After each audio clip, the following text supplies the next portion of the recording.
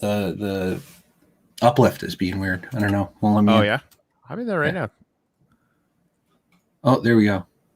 I think I had to just go and try again. Saw you.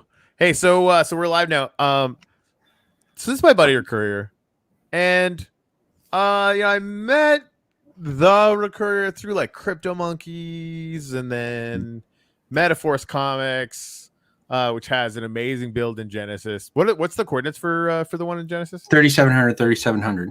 Nice, easy to remember. So Uplifters Tower, 2800, 2800. Just hang a right, 3700, 3700. And you'll get down there, and it's awesome. And we were just talking about a bunch of secret stuff that they're building underground that we might go look at, and we also might not, and it might come out sooner or later, it might not.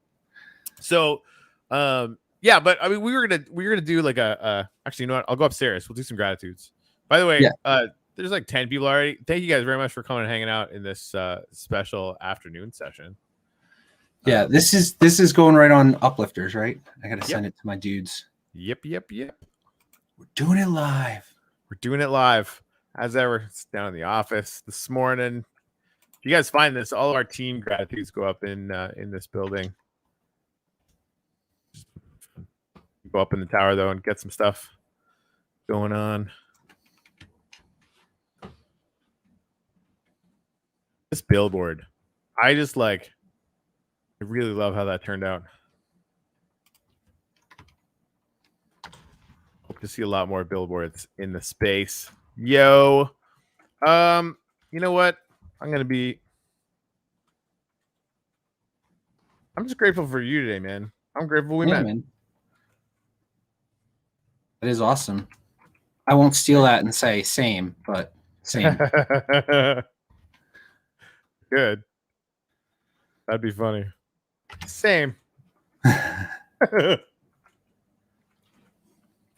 What he said. What he had said. Feel free to do another one. Same. Record. Excellent. Yeah, that's cool. I'm really excited because there's a lot of really cool stuff going on. I'm going to be on again Thursday talking about stakeable stuff and games and things. So I have an interesting view on that because I'm like, I stake as a player. I have a collection that stakes with Metaforce, and I'm on a staking project with Green Rabbit. So it's I get to see it from a whole bunch of different angles. And dude, I'll tell you what, there's a lot there. Figuring out the tokenomics of a staking platform is not a minor task. It's not. It's really not. Like that's why I have all kinds of sympathy for our planet, like going first and breaking ground, and there's a lot that I know that they'll get going on and stuff. But I mean, we talk about, because we're creating, no matter what project you're in, you're creating rampant inflation, and then you have to figure out how to quash the rampant inflation. Like that's the game, right? So if you don't have a game loop that sees people going, I want this fun, not this way to increase inflation. I want this fun or this thing or this good for this token. Then you're up shit creek without a boat, right? Like if it's and that's the thing that, and I kind of feel like our planet did what they did as a stopgap, and it just got out of control, right? It's like, how do we make this more engaging? Well, let's just have people earning more and more and more and more Aether by spending some Aether. Like that'll work for a minute. But then what do you do? Right? Yeah. That's you might have a special somebody show up in your waiting room. Okay. We'll see. Oh. So I like special somebodies. Do you have anything? Do you want to put up another gratitude? Oh, sure. I'm really, how do I put this? Because that's always the key, right? How do you fit it on one of these dumbass little signs? I am thankful for cross-project collaboration.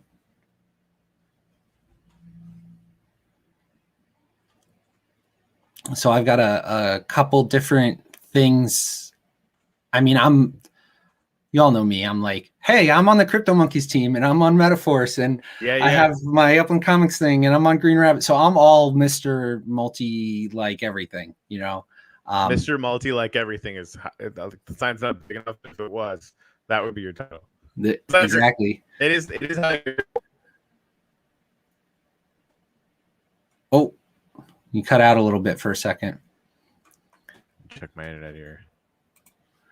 Yeah, it's been like that because we had storms come through here in Miami, and okay. like the internet in this part of North Beach is crap. Yeah. like we're paying as much as we possibly can, and it still goes out constantly.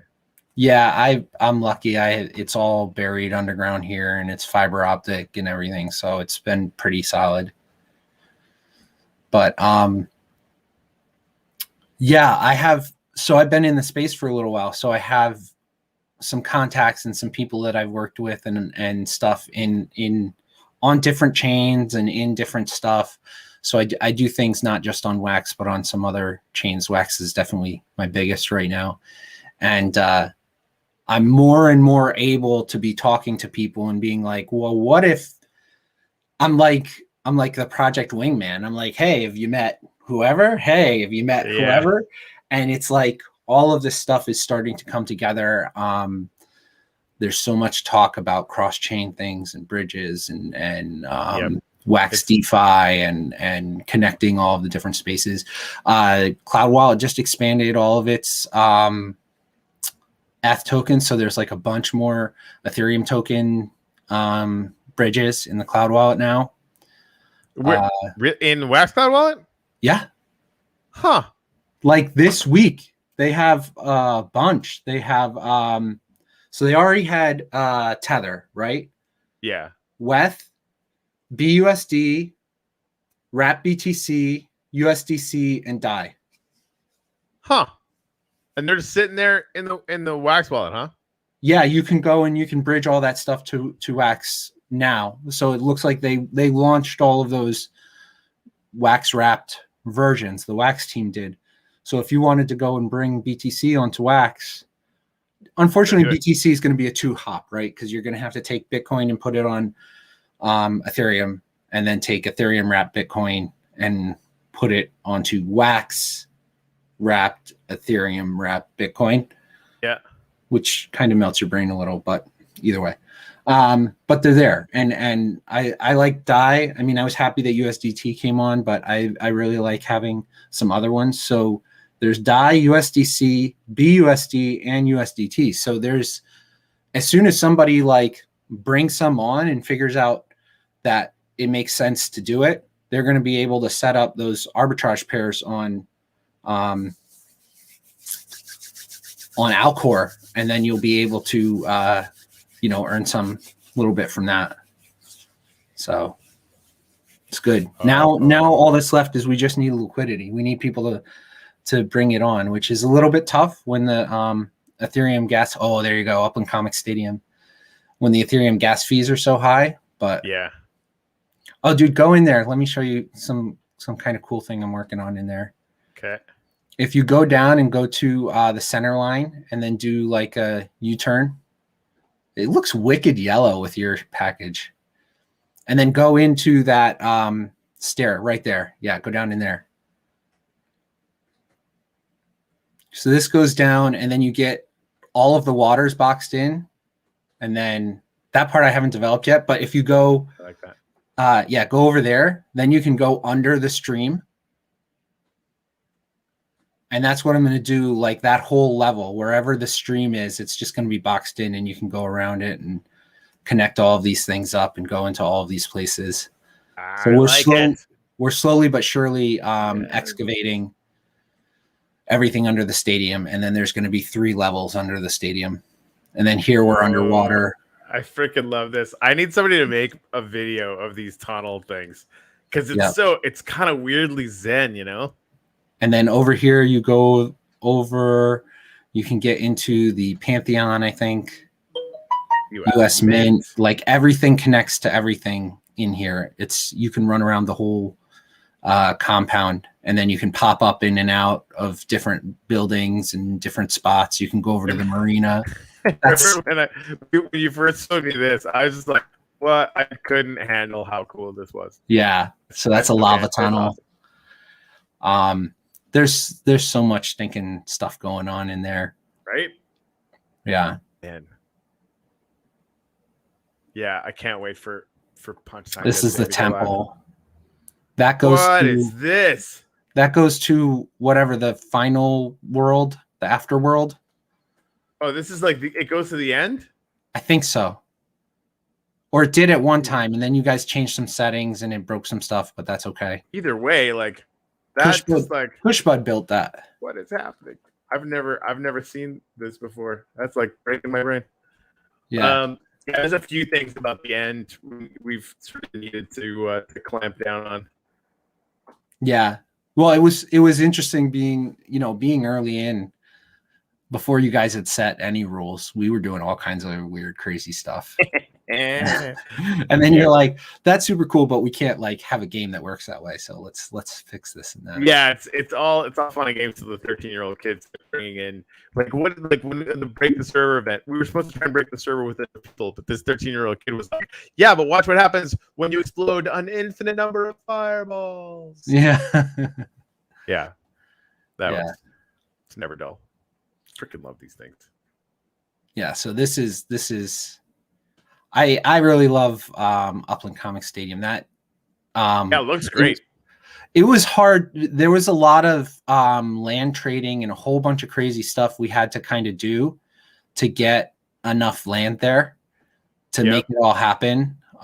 Because with the initial drop, things went out to all kinds of different people, and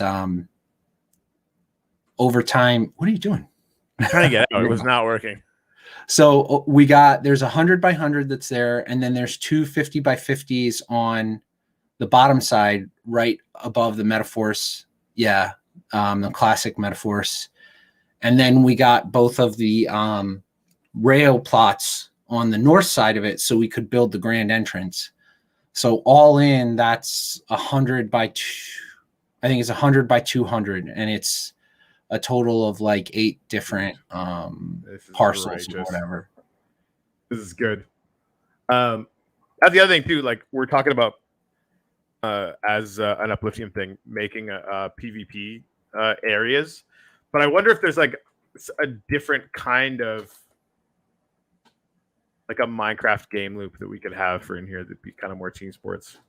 Yeah, that would be awesome. Right. And then one of the next builds, so I'm not ready to get started on it, and I gotta find some build partners, is we're gonna build like a band shell or like a performance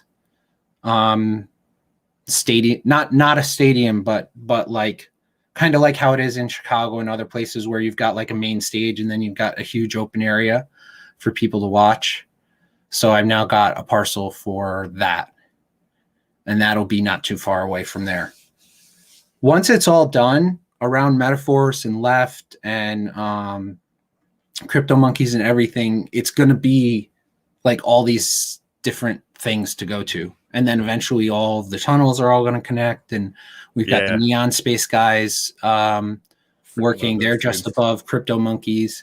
So we're trying to connect everything together and make it all like between all of these collaborations, make it all work together. So it's going to be pretty cool. I like it. Gratuitous use fires.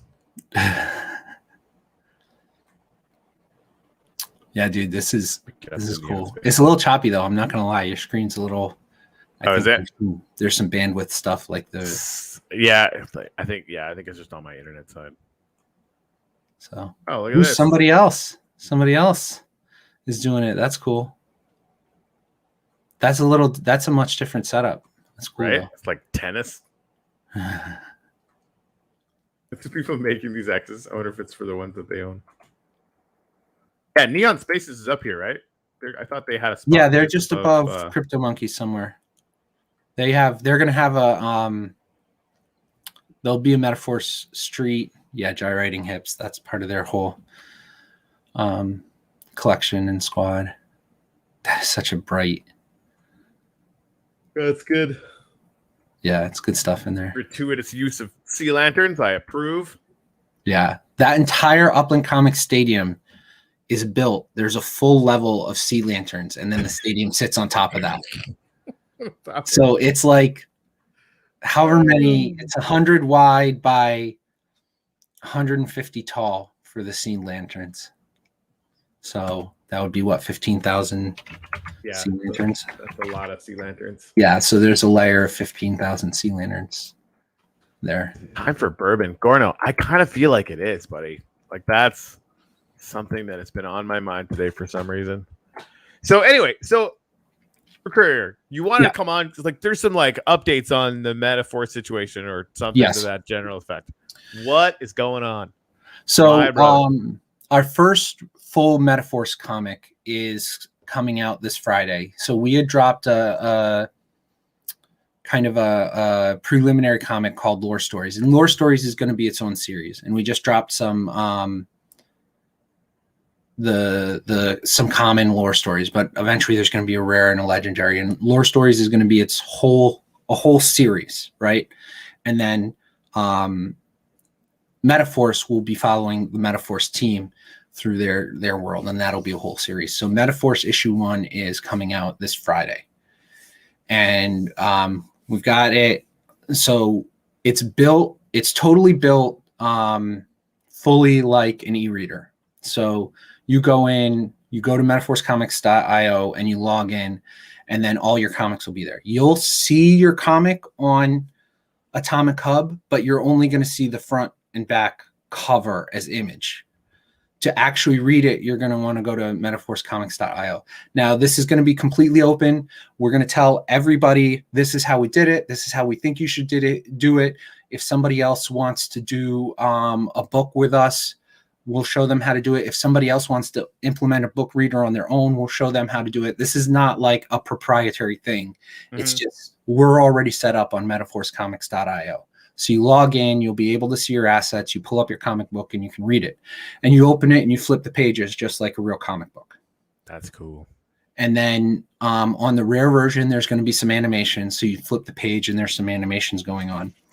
And then on the legendary version, it's fully animated and it's done with voiceover. So it kind of is, you open the comic book and then the comic book plays for you.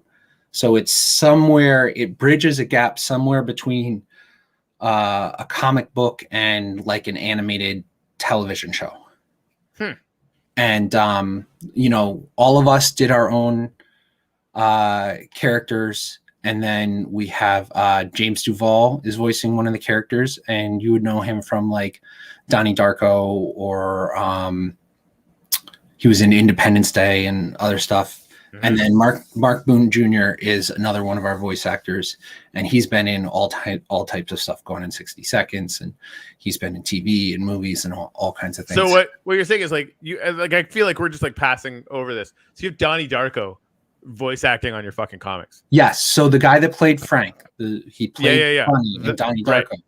Yes, he is a character in Metaforce. He is Nexus. He voices that, and he voices it the way, like, we gave him a script and what it was all going to look like, and he did the voice acting for that. And then the same for Mark Boone Jr. He's playing our mysterious head bad guy, the boss. Currently he's just the boss because his dude, I didn't know who this was. Please hold. I googled the shit out of this. Yeah, freaking this dude is so rad. So he's working on Metaforce. He's part of the Metaforce. I mean, what? Yeah, go over, dude. That's it. Metaforce has Donnie Darko and this freaking badass. Yeah, and he's been in he was in Sons of Anarchy. Yep. All kinds of stuff. So and then our narrator, he's a podcaster, but he's also on the Death Wish Coffee team, and he's got a very distinctive voice, and we're really happy with him.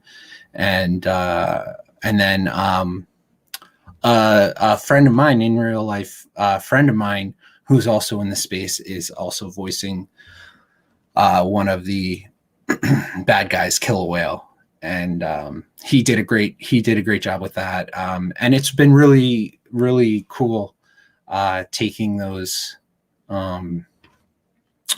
scripts and you do multiple takes, and Left House mixes everything together, and I don't know. Left House was gonna swing by. I don't know if he's in the waiting room or what. No, I'm keeping an eye on it. If anybody pops in, I'll definitely add him right away. So for show. So it's been a lot of fun. We're getting the stuff all finalized. We're working with Jonah from Atomic Hub, so it'll be an Atomic Hub drop. It'll be this Friday at there's going to be a whitelist for pre-sale, and then that'll be at 11 a.m. Eastern, and then the open sale will be at noon Eastern, and then we're going to do pack opening at 1 p.m. after that. And so, like, you don't know, and like, what are the different rarities or different styles of seeing it, or how's that going to work? So there are 2 pack types and 3 rarities. So there's going to be a common pack, and for the most part, the common pack is going to get you the common rarity. And the common rarity is just static. It is the comic book. It's everything. So we had talked about doing all these different things, like you go and get NFTs and you assemble your comic book and whatever. And we wanted to bring back the actual feel of when we were kids and we went to the comic book store and we got our comic book. Like when you got that comic book, you didn't want to then have like a homework assignment of like, okay, this comic book over here sells this page and this store over here sells that page. And then you're going to have to go across town to get the other page. No, we figured people are going to want to hear a comic book. They're going to want to rip it open and read it. Yep. And so that's what we're doing. And it's a full length comic book. But the problem with that is that full length comic book is one NFT, but it's like 150 NFTs worth of work to put it together. Yep. It's a huge amount of work. And then, so that's the common. And then there's a rare. The rare takes the common and adds some animations to it. But it's still a page turner. You flip the page and then that page animates and the next page animates, and it's still e-reader style. The legendary it's going to be set up like a comic book, but when you open it, then it starts to actually play, and it's almost presented, like I said, almost like an animated show. It's like that's where the audio, like I need the legendary to get the audio is basically. You need the legendary to get the audio, and it's narrated and animated, and it's the full thing. It's almost more a TV show than a comic book. But you open it, it's got a front cover, you open it, the TV show sort of in a sense plays, and then it's got a back cover. So it's still a complete comic book. And then so the common pack is going to have that common comic book plus a very slim chance of getting a rare. Those are just there kind of for fun. Like a couple people will end up getting rares out of commons, but it's a very, very small chance. Okay. And it also has a card pack, which I'll talk about in a minute. And then there's the rare pack. The rare pack is going to be mostly rares, and then there'll be a handful of legendaries in there. So in total, there's 4,900 commons, 1,000 legendaries, and 1,000 rares, and 100 legendaries. So there'll only be 100 versions of the legendary. That's crazy. So how much wax do I need to whale into this? So the common book is $20 and the rare pack is $50. But wait, there's more. Nailed it. So in each pack, there is a pack and a pack. And so there is a card pack in each of them. All of the card packs from both book types are essentially the same potential card pack. So you're going to be able to open the comic, and then you have that card pack, and you have to decide what you want to do with that. You can keep it, you can open it, whatever. Mm-hmm. When you open that, there's a new type of card. It's called a tear card. And since our citizens turn into our champions, essentially it's as if you took a citizen card and you ripped part of the top off of it, and you can see the champion card sticking out from the part that's ripped off. Okay. It's really cool. All right. We have 7 rarities of that, and that fits in with our series 1 that we sold in May. So that is going to be right. It'll fit right into that. It's slightly different formatting, slightly different amount of numbers, but it'll fit into that. Common through Mythic will be in those card packs. Then in 5 card packs, only 5 will be the collector's edition. Those collector's editions will be one of ones, and those will be a second card in 5 out of those 6,000 card packs. And so those 5 people that find them will get 2 cards. There's one other thing that we're doing, which we think is a really cool idea. So again, this was all about like, what's the real comic book collecting experience looks like. A lot of people, when they got those wrapped comic books, they'd carefully open the top, and then they'd pull the comic book out, and they'd actually save the pack, right? Mm-hmm. So you can save your pack. When you open the pack, part of what you get, along with the comic book and the card pack, is you get an opened comic pack. It's going to look different. It's going to look like the comic book's taken out. So since it's a cellophane cover type pack, it'll look like an empty pack where the comic book's not in there anymore, but you see all of the labeling and everything on it. And here's the cool part. Whatever mint number pack you opened, you get that opened pack mint number. So if you happen to have the number 1 mint of the card pack, if you open it, you get the number 1 mint of the opened pack. Huh. And That's so cool. I don't know that anybody's going to open the number 1 mint, but a lot of people will sit on, say, the top 10 mints. Yeah. Now, say mint number 4 decides to open it. They're going to get the number 4 mint of the open card pack, and that might be the lowest mint of that. That might be the number 1 mint equivalent if 1, 2, and 3 never open their pack. Right. So it's really... It's this really interesting dynamic that's going to be there. And I think it's really going to change people's perspective, because before, like if you opened a low mint pack, it was gone and you were taking a risk of you're getting whatever. Now you open that low mint pack, you get a matching low mint open pack, and you get the comic book, and you get the card pack.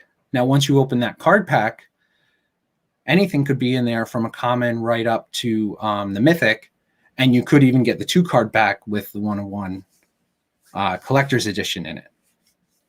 Man, so there's a lot going on. There's a lot of really interesting Yep. interesting dynamics to it. And this has been, like, we've been saying this since before we launched. Everything about Series 1 and everything about Issue 1 is going to be as special as we can make it. We want to take care of the people that supported us early on. We want to make sure that the people that bought our stuff early on and supported us have some stuff that you're not going to get necessarily later on. We wanted the extra level of nuance and niceness and all of this stuff, and we wanted low numbers. So we're not selling a ton of these. It's only going to be 6,000 comics in total. And future sales are going to be bigger based on how our community grows and stuff like that. Right. Yeah, it makes sense. Yeah, I've been thinking a lot about factoring, like, basically designing the size of drops by, like, the size of the current active uplist, or like that. I started doing this, like, little R gratitude thing. I'm codifying all the gratitude monuments as NFTs, and just, like, starting a tiny little project to kind of see, just to kind of, I want to test out all the stuff on Nifty and kind of relearn. And so I'm just starting from zero on this goofy little side project. But I've always also wanted all the gratitude monuments actually on chain. So we're kind of doing that. And I'm only going to release, I think, 2x the size of the alpha. So you basically have to grab the first one to basically be whitelisted, right? They're all going to be whitelisted sales, but really trying to scale that in, so the size of the community dictates that. So I'm not surprised you guys are doing that, because I'm sure you guys thought about all that stuff long before. Yeah. Well, our goal with the first couple sales was just to not to make a ton of money off of it. I mean, honestly, for the amount of time we put in versus the money we've made, it wouldn't make sense financially. Yeah. But our goal is to make sure that we're taking care of the community. And then, as we continue with additional comics that come out, then there's going to be, you know, a way to make some money there for us, to support. Like we can't go on forever not even supporting our own work, but it's really it was really important to us to keep the initial stuff low, because if you think about it, you know, this is another kind of part of how do you recreate that real world situation, right? NFTs don't wear out. So however many we make now, you know, unless somebody goes and burns something, there's going to be that many 10 years from now. But that's not the case with comic books, right? And the older that comic books are, the more rare it is that they survived. Right. And so like time sort of it creates that increased scarcity, right, over years or decades. And there probably will be some of that, in that like 10 years from now, there's going to be some abandoned wax wallets and things of that nature. That's just blockchain. That's how it all happens. But we wanted to create that scarcity up front, so that there's value now, as people buy it now and see the value.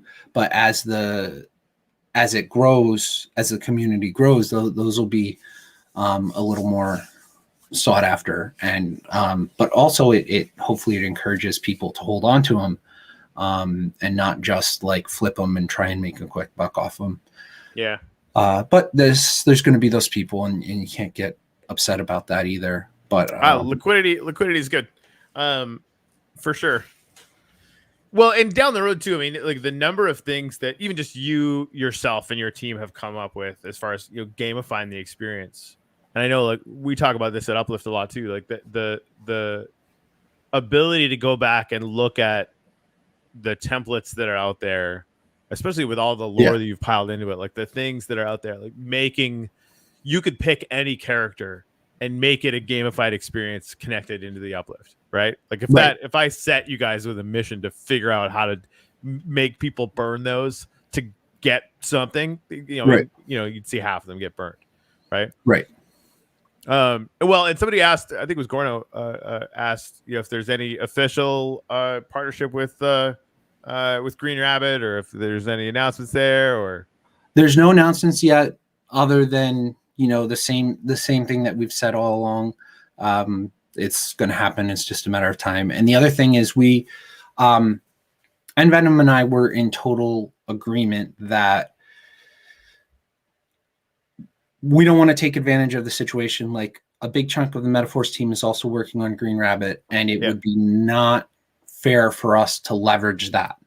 Right. Or smart. I've been talking about this too with, you know, different community projects. Like, actively, any ones that I'm connected to are going to be the last to get any you know, community traction for Upliftium or anything else. And the main reason for that is that, like, the real awesome design, I mean, the fairness thing, or the sort of perception or whatever, but it's about community. If we're going to add inflation to any token, you need to be adding people, and that's right. What the real clutch thing about these community staking collaborations is. You know, if you can go and team up Green Rabbit or whatever, team up with a company that or a project that where there's not as much crossover. I'm sure there will be, right? But you know, you can increase the size of the Green Rabbit ecosystem, and that maintains that scarcity level to, you know, help reduce the velocity of the token as it gets out into the world, right? You just got to add more people. Yeah. Yeah, definitely. So that discussion of fairness came up very early, and not only fairness, but like that partner program needs to be developed. And if we developed it solely between Green Rabbit and Metaforce initially and rolled that out to other projects, we're going to have some blind spots there. So we all unanimously agreed that Metaforce should not be the first partner, because there needs to be partner projects that go first. That said, like, we're not going to wait like years to do it either. Yeah. I mean, it seems inevitable, right? I mean, that's, yeah. So the partner project is going to get established with one or two other projects first, so that it is done right and it's done with a third party that doesn't have skin in the Green Rabbit game. And then once that's all ironed out, then Metaforce will make those partnerships more official and everything. But we didn't want to rush into it, and we didn't want to take advantage of the situation or anything like that. So that's why we've put it off. It's not something to worry about. It's just, this seemed like the most appropriate and honest way to approach it. Yeah, that makes sense to me. Yeah. So yeah, just, it's not going to be this week or next week, but you just got to wait. It's not going to be the first one. There will be others that come first, and then we'll work through the Metaforce partnership. I like it. So yeah, I'm already planning. Like, my one account is like fucking capped now. I can't wait till you increase the number of flash drives. That'll be good. Yeah. But even then, I'm gonna fill those up, and then I'm already like running through calculations of like upgrading, which is a great dynamic. Like, it's really, it's fun. But yeah, you fucking bastards. It's fucking making me wail into another thing. But it's good. Like that, even now, and I know like some of the things you guys are planning as far as use case. By the way, that bi-weekly update thing, love it. Gonna copy it. With this one area where like we haven't been communicated enough, I think in that medium. Yeah. I like it. I will also say that Green Rabbit is not the only staking platform that Metaforce is talking with. And I'll leave it at that. All right. We're already on our planet, and you talking to 1S's or Void? Well, we're just talking to people. Okay. So, but like, who else is doing that? Well, I guess like Wax Arena is doing the same thing too, right? There's quite a few that are setting up to do it, that are prepping to do it. There are some bigger ones, some smaller ones. Wax Arena is definitely one of the ones that are setting up and are getting some partners in there. And then there's a couple other in the space that are prepping for it. And I think, for us at Metaforce and Nova Rally, Nova Rally is doing community stuff. I didn't know they were doing community. I mean, it makes sense if they would. Like, why wouldn't they? Yeah. I think Sammy's got a plan. I don't know how like extensive his community thing's going to be, or if it's just going to be Nova Rally, or if it's going to be Nova Rally and Lgnd, or what exactly that's going to look like. But I know he's got a plan, and he's rolling it out, and it's cool. I've got some Nova Rally stuff. I've got some Lgnd stuff. I try really hard to keep up with all the things and at least get a little bit into it. But I'm really excited about the fact that there's going to be so many non-custodial platforms, and so that'll allow you to, in some ways, not have to pick and choose. Right. With some platforms being custodial and some being non-custodial, you will have to choose, but then people are going to make that choice. Like, what's more profitable to be staked in our planet? And let's say maybe there's another custodial staking project that comes along. Are you saying, just to preempt, you know who you are, people, they're probably not watching this, are you saying you're actually gonna have to think for yourself and like make decisions like with your own brain? Is that what you're telling me right now? Maybe a little bit. Yep. But if you don't, other people will for sure themselves do it.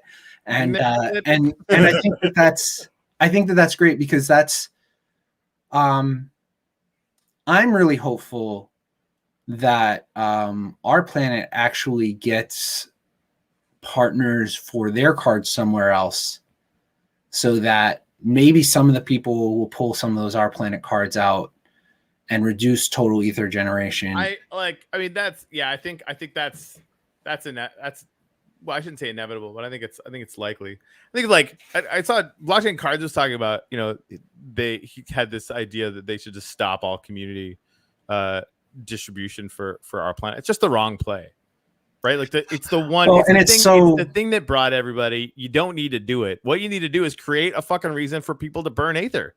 Any excuse will do, right? Like the second you have a game loop that's in any way, shape, or form useful, and they've got their system that they're planning. It's just not out yet, right? And maybe it takes 6 months to get out. I don't fucking know. But until then, they've got a lot of Aether to burn. They'll figure out how to burn it.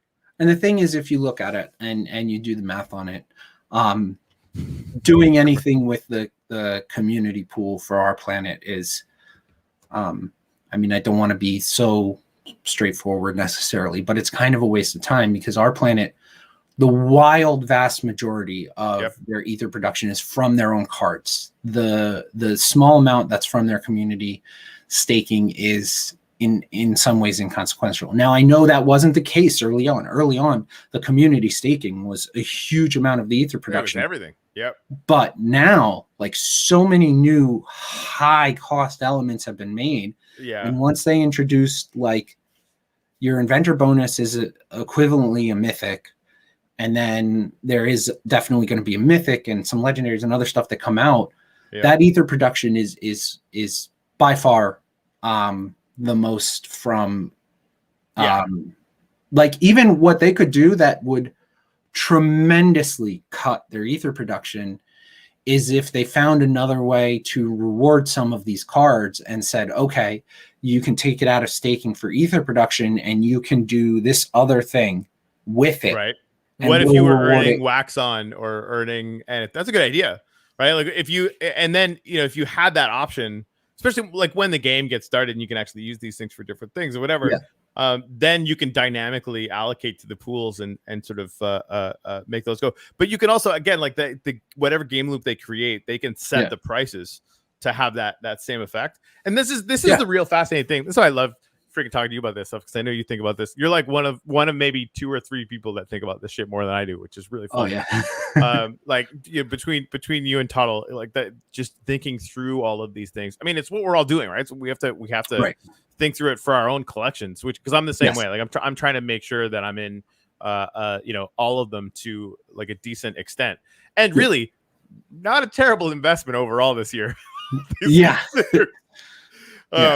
Yeah, it's been really good, and we'll continue to. It's really, really exciting that there's going to be like 10 projects that are out there gunning in this range, and you know that the attention that our planet got, you know, it's going to be a genre. Like I called it early on, like everybody's going to be doing this, and now everybody is, and then there's going to be those opportunities, like you know, Upliftium and YoshiDrops, non-custodial, right? You'll be mining both of those currencies with some cards right off the bat, right? So to see that happen, you know, in other places, it's gonna be really fun. Yeah, I'm really looking forward to. I mean, the people that are getting into this now and got into our planet while it was still spiked up and everything were, you know, lucky to see this all stuff early on and set yourself in positions now. And as new staking games are coming out, you're getting yourself in good positions now, and just like, you know, if you look at some of the more mature chains like Ethereum that have had the ability to go through a cycle or two for DeFi, and projects have found their space. You know, it's not just like, well, the only liquidity pools on all of Ethereum are Uniswap. Well, that's not the case. There's other places that you can do LPs and you can do stuff, and all of that is coming to Wax, and the chain is going to mature, and the fungible DeFi is going to mature, and the non-fungible DeFi is going to mature, and there's going to be, you know, there may be NFT lockups where you say, okay, you're going to put this in for a period of time, and if you take it out before that, you're not going to earn what you would have earned, and you get bonuses for putting it in. Like, all of those more complex and more nuanced and more matured DeFi products are going to find their way to Wax. And to your point, like the NFT equivalents, absolutely. Every single way that you interact in fungible token DeFi, people are going to figure out how to make that into really fun and engaging, you know, DeFi with NFTs, which is kind of fun. I mean, look at the real world, right? How many loans in the real world are like, here, I'm going to give you cash, then you give me back the cash, but keep some of it, and that's going to be our loan. It doesn't exist. It's not a thing, right? All loans in the real world are collateralized by goods. Or if it's an uncollateralized loan, it's like the prices are super high, right? So that's where the market is going to inevitably go. they're going to be collateralized loans using digital goods as collateral. And that's an evolution that's maybe 6 months out, maybe 18 months out, maybe 3 years out. We don't know. Yeah. It depends who gets motivated to do what. It depends what chain it's going to come on.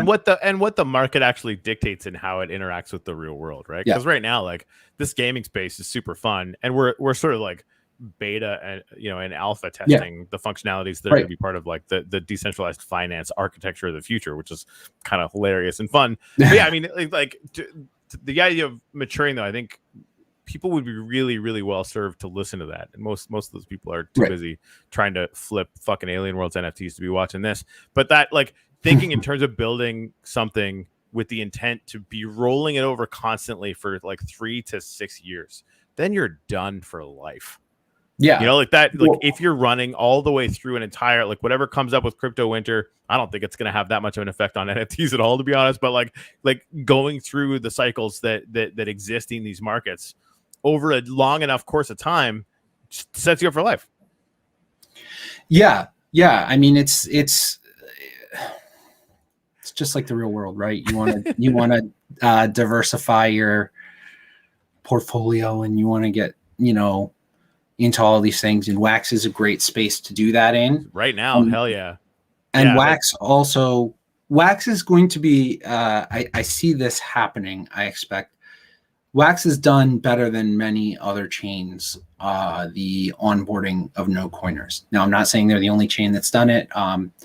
Flow did it very well with NBA Top Shots, but in Flow, the actual blockchain and everything, it's so obscured, like you don't even know. And not in like sort of in a good way, but sort of not in a good way, because I can't take my NBA Top Shots Flow stuff and be like, hey, I'm just going to send this to another Flow account. Like it just doesn't, it's not there. It's very, very centralized and proprietary, and that's fine for some people. It's not a knock on it. It's not my cup of tea, but it's cool. I do have some Top Shot stuff, and the Top Shot stuff is super cool. I love the videos and everything. Yeah, to me, like you're missing the potential for network effect down the road, which to me is like a death knell. Well, maybe they'll figure that out, right? Like I don't. My experience with them is not very high. What I consider really amazing is like people got into Art Planet and kept crafting. And then at some point they're like, well, I'm going to take some Uplift. I'm going to take some Ether out, and then I'm going to put it into this other project. And then that's going to have like a source of income. And then maybe I'll take some Ether and some of that other project and put it into this project. And it allows for, you grow within the space. So once you reach some critical mass, you can stop putting outside money in, and then you can grow within that space. And then at some point you're going to say, okay, I'm ready to grow out of this space. And that's when those bridges get super interesting, right? So right now, they already did it with Ethereum to a degree, and with BSC. So people that are making Trillium, they can bridge that over to BSC, and then they can start playing with stuff over on BSC, and you can take some Wax and get into the Wax DeFi space. Now that's still a little more complicated because you have to provide both sides of it, and you've got to get the Ethereum side of it anyway. So you already have to be into Ethereum a little bit, but if you know how to use one of the centralized exchanges, you can get there. But it's going to develop, and it's going to get more, and then it's going to be like people come into Wax because of MLB or whatever, and then they get comfortable with the Wax wallet, and then they start playing around with the Wax ecosystem, and then they're like, I heard a lot about this EOS thing, or I heard a lot about this BSC thing, and it's going to bring more stuff up. So the easier it is to move from one ecosystem to the other, the more the space is going to grow. Yeah, that's interesting. I'm actually on the ETH bridge right now. I wonder what the throughput is on this, because I don't see anyone using this. I haven't talked to anyone who's like, oh yeah, I really needed to get Wax USDC into the Wax thing. You know what I mean? Who's doing this? I think it's not. It just started, and it's not quite there yet. Yeah. But I think, if somebody, I don't know who it's going to be that's going to get there, but if somebody comes out and figures out farming on Wax and figures out a way to reward people who are having a USDC pair or for having a WBTC pair somewhere on Wax, you know, people are then going to have a use case for that. So I think this is awesome that they did it right now. So gas fees on Ethereum are really high. It's difficult to justify the cost of porting it now, because once you get it over here, it's like, well, what are you going to do with it? Right. As soon as there's like a real thing to do with it, it's going to get more popular. I think once people figure out, and once there's a good farming setup on Wax and people figure out, okay, I can pay this gas fee once, right, get over to Wax and then use Wax as bounce around in the pools. Right. Use Wax as like the whole of Wax then can almost become a decentralized exchange network for Ethereum. Right. It could. And yeah. I mean, all these things act as L2s, right? I mean, there's enough. There's more than enough. It's funny. The whole time Recourier is talking about this, he's like, we're launching this just for a little bomb to drop for the 5 people that are here. And Blue and I have been building this for the last little while. We're doing this. This is happening. Yeah. Yeah. It's going to be called Blue Deck. We're definitely doing this. So that's fun. And that's the thing. Like the only thing missing from Alcor really is incentivized LP. And so we're gonna build a platform that's specifically designed from the jump, not only so that we can do that with the Blue token that we're gonna be launching as well, but literally anyone will be able to set up any pair and then set up any pool, be it NFT or a token, to incentivize that LP based however they want, right? Like it's really, really important to us that we launch this as a platform where anyone can incentivize any pool at any time for any reason. Right. And I think it's great. I think it's awesome that you guys are doing that. I think you guys are going to be the first, but not the last. Agreed. And then all of a sudden, these things are going to have like, oh, I can pay my gas fees once, get over to Wax. Wax acts as a layer 2, and then I can do all of this tremendous amount of crap on Wax that I want to do, and I can play these games and I can do all of this stuff and I can blah blah blah, and then I can start saying like, oh geez, well now I'm taking out, I'm using the bridge the other way, I'm taking my Wax F and I can bring it back to Ethereum chain and do all the things I wanted to do with Ethereum there. So it's coming, it's there, it's in the works. This, I mean, the fact that, you know, they added 7 different 6 more to the USDC, so that there's 7 total. Yep. And 4 of them are stable coins. Like, boom, there you go. If you have a stable coin paired with all of these other Wax on chain tokens, you know, that's going to create a market. There's going to be arbitrage markets, all of that stuff, and then that's just got to pick up some liquidity. Busting my balls about the the all caps. I do that every once in a while. It's funny too. Like that article update I put out a little while ago, I had some all caps in there every once in a while, accentuate a word here and there. And Gary, part of our team, was like, "Dude, there's too many caps. Fucking sue me. I like them." Anyways, I left them in there. But just know that you're not the only one busting my balls for that, and it's fair. So yeah, it's super cool. The space. It's going to grow. It's, projects that are Wax based now are going to start being multi-chain projects. And this is how you know you're early, right? Like the infrastructure that's getting built on Wax is like the stuff that obviously the NFTs and the brands and all that activity and the games and all this crazy shit. Like obviously we've done pretty well with that. There's a lot going on, right? And backfilling, things like incentivized LP and bridges. I mean, bridges are just going to be the way. Like everyone's talking about it like it's a big thing now. It's right. In 5 years, it won't be. In 5 years, it's going to be normal. In 5 years, it's going to be embedded so that the normal users won't even know or care, right? If they have a thing, they'll be like, hey, make it this other thing so I can do this thing. And it's all going to happen on your phone wallet and it'll be done, right? Like it's all, the fact that it's complicated now means you're in the right fucking place at the right time, to me. Yeah, I think so. I think it's going to be really cool. I think a lot of these, you're going to go back and see what were the first projects to do this, what were the first projects to do that, and a supply of 5,000 now, which seems like a lot, will be like, you know, when there's 100,000 people, 200,000 people looking for something, a supply of 5,000 is nothing. It's infinitesimal. Yeah, Yeah. I mean that's really, and you know, more people that's how to drive scarcity. That's, Yeah. you know, that's like the conversation that Blue and I had when he wanted to drop 600 Yoshi coins. I'm like, no, we're dropping 1 million. He's like, what? Yeah, we're gonna drop 1 million because there's 1 billion music fans. Right. Yeah. Right. I mean that, and that's gonna be the goal. So we work backwards from where all this needs to end up, not like what is going in this particular moment. And it was with the Yoshi coins, you know, it didn't take long to get to like $2 a coin, right? Mm-hmm.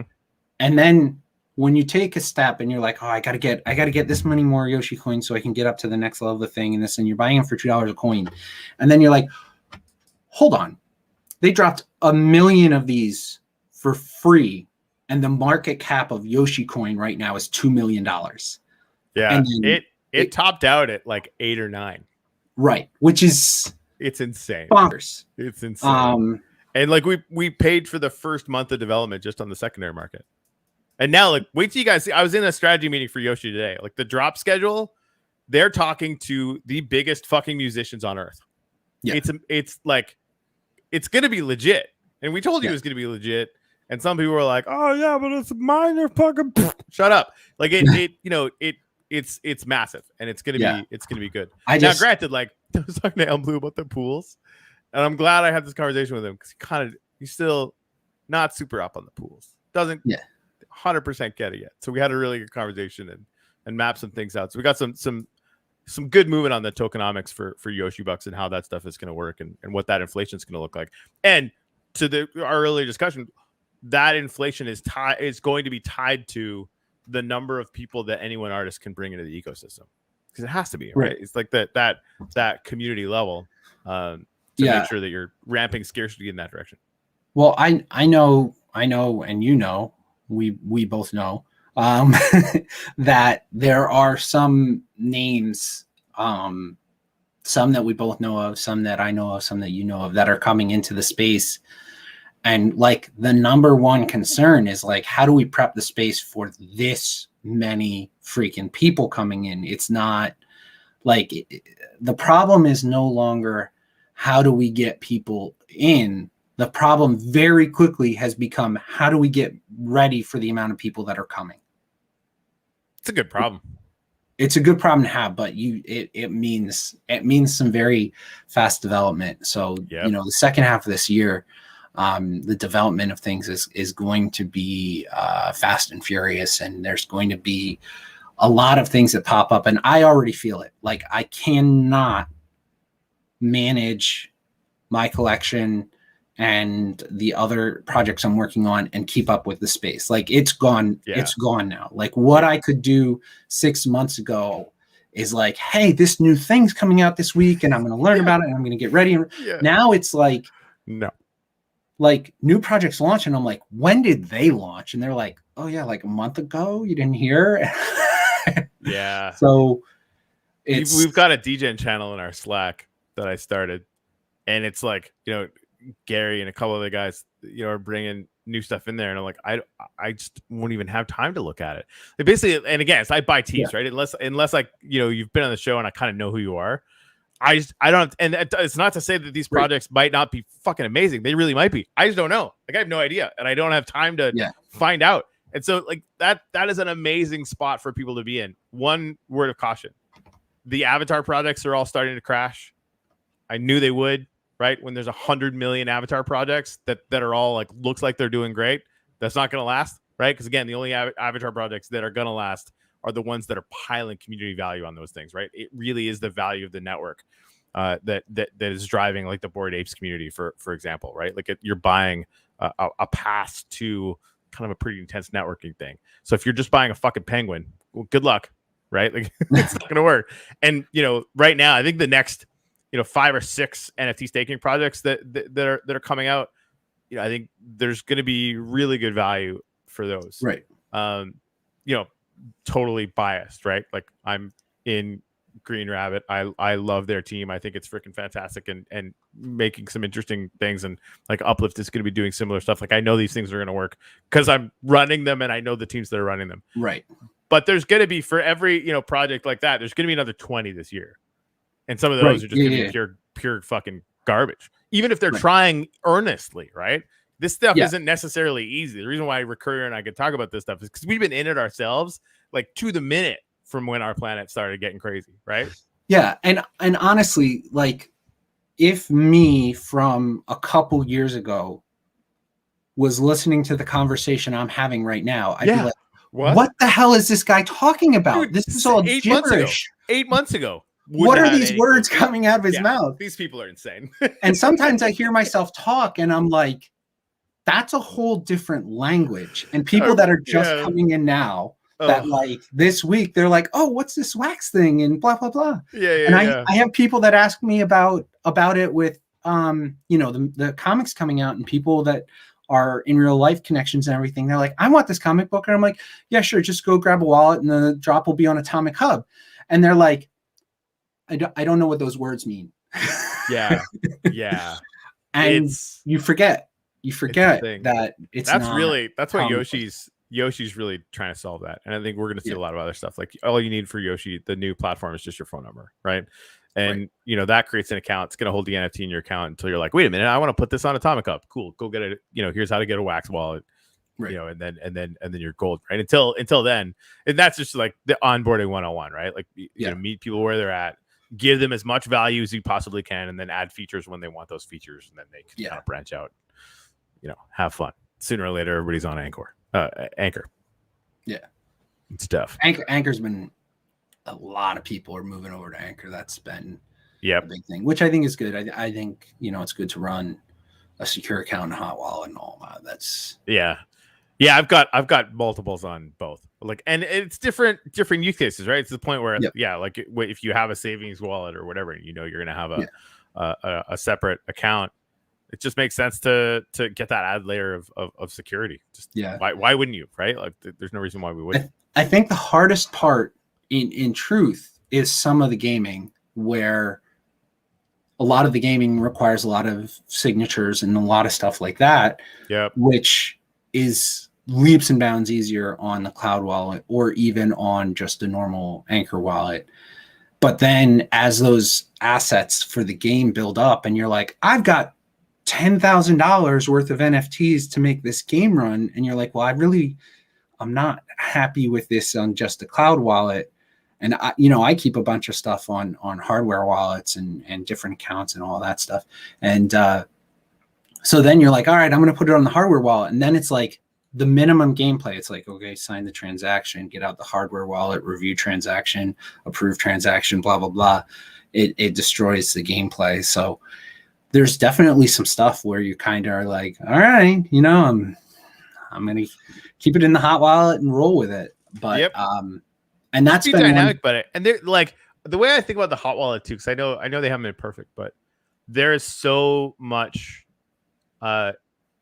infrastructural and institutional momentum behind the Wax Cloud wallet now. They cannot let it fail. Right. It's they have to make sure that it works.